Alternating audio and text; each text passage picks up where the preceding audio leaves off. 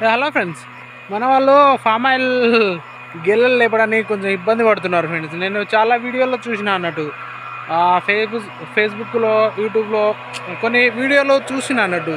పాపం వాళ్ళకి ఎలా తీయాలనో తెలియడం లేదు. ఎందుకంటే ఫామ్ ఆయిల్ చెట్టు మీద అంటే గెల మీద మొత్తం ముళ్ళే ఉంటాయి ఫ్రెండ్స్. ఇది ఇలాంటివి అలాగన్నట్టు ముళ్ళే ఉంటాయి ఫ్రెండ్స్. అవి తీయాలంటే, ఎందుకంటే అవి చాలా విషం ఉంటుంది. విషం అని అంటే ఇప్పుడు అది ఒకవేళ గుచ్చుకుంటే వేళ్ళ కానీ దేని మీద గుచ్చుకుంటే అది వాపు వస్తుంది ఫ్రెండ్స్. ఎందుకంటే అది సెప్టిక్ అవుతుంది అన్నట్టు.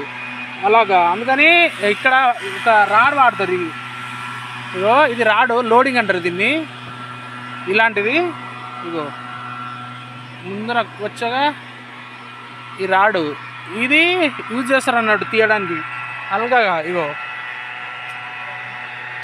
చూడండి,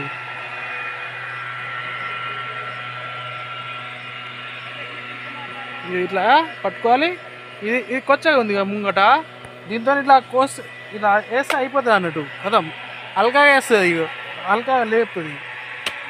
ఇగో చలో అది తీసిన తర్వాత మళ్ళా దాన్ని ట్రాలీలో కానీ లేదంటే దేంట్లో కానీ వేసినప్పుడు కొంచెం అట్లా వేస్తారు కదా. వేసేటప్పుడు కొంచెం వేళ్ళని పట్టుకుంటాం కదా, దీన్ని ఇట్లా తిప్పి మీద ఫ్రెజర్తో పైకి వేసేస్తే ఆటోమేటిక్గా అది లోపల పడిపోతుంది అన్నట్టు.